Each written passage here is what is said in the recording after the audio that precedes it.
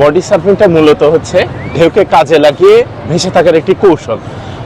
কক্সবাজারে জলক্রীড়া বলতে সার্ফিংই ছিল, আজকে সার্ফিং এর পাশাপাশি বডি সার্ফিংটা আনুষ্ঠানিক তার যাত্রাটা শুরু করে।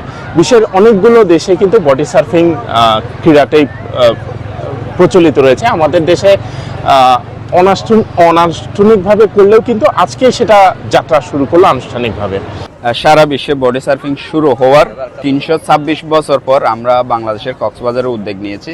এই বডি সার্ফিংটা শুরু হয় হচ্ছে আমেরিকার হাওয়াই দ্বীপে। সেখানকার অধিবাসীরা এই বডি সার্ফিং শুরু করেছিল এবং সারা বিশ্বে যত ধরনের সার্ফিং আছে সকল সার্ফিং কিন্তু এই বডি সার্ফিং থেকে সৃষ্ট। এবং বডি সার্ফিংয়ের সারা বিশ্বে বিভিন্ন ধরনের বড় বড় প্রতিযোগিতা হয় এবং বডি সার্ফিং অলিম্পিকের অন্তর্ভুক্ত। তো এখানে আমরা চাইবো সরকার এবং সংশ্লিষ্ট যারা আছে তারা যদি সহযোগিতা করে। আমাদের এখানেও দক্ষ বডি সার্ফার ইতিমধ্যে হয়েছে এবং এখনো প্রশিক্ষণ চলমান।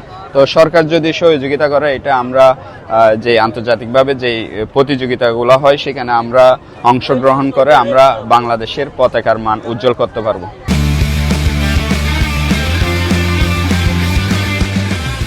আমরা প্রথম যেহেতু বাংলাদেশে এটা শুরু করছি, এটার প্রচলন অনেক আগে থেকে ছিল, কিন্তু আমরা সচরাচর এমনিতে নিজেরা করতাম। কিন্তু এটাকে আমরা গুছালোভাবে একটি একত্রিত হয়ে আমরা এটাকে বাংলাদেশে প্রথম শুরু করছি বডি সার্ফিংটা। এই বডি সার্ফিংটা হচ্ছে মূলত ঢেউকে কাজে লাগিয়ে সামনের দিকে ভেসে আসা ডলফিন মাছের মতো করে। এটা আমাদের জন্য যেমন সহায়ক, এমন হচ্ছে পর্যটক বা স্থানীয় যারা আছে তাদের জন্য এটা সহায়ক হবে। তার কারণ হচ্ছে আমরা প্রতি বৃহস্পতিবার সকাল 9টা থেকে লাবণী পয়েন্টে 10টা পর্যন্ত 1 ঘন্টা আমরা সবার জন্য উন্মুক্ত রেখেছি। ফ্রিতে এসে এখানে এই প্রশিক্ষণটা সবাই নিতে পারবে। তাতে সমুদ্র সৈকত উনি যখন লাইফগার্ড সার্ভিসের মধ্যে থাকবে, এরিয়ার মধ্যে থাকবে লাবণী সুগন্ধা কলাতলি 3টি পয়েন্টে, তখন আমরা যখন এই প্রশিক্ষণটা দিব ওনারা কিন্তু খাটো থেকে কোমর পায়ে থেকে যখন মানুষকে পিছনের দিকে নিয়ে যায়, এই প্রশিক্ষণটা পাওয়ার পরে কিন্তু উনি ঢেউকে কাজে লাগিয়ে খুব দ্রুত সময় কিন্তু উনি কিনারে চলে আসতে পারবে এবং নিজেকে নিরাপদ রাখতে পারবে। এটা মানুষকে সচেতন করা এবং মানুষকে বিভিন্ন পরামর্শ দেওয়া যেন মানুষ সচেতন হয় এবং তারা যেভাবে পরামর্শ দেয় ওইভাবে যেন সবাই তাদের ওইভাবে মেনে চলে, তাহলে মানুষ দুর্ঘটনার থেকে অনেকটা রক্ষা পাবে এবং কি মানুষের চলার পথ সুন্দর হবে এবং মানুষ সুন্দরভাবে এনজয় করতে পারবে।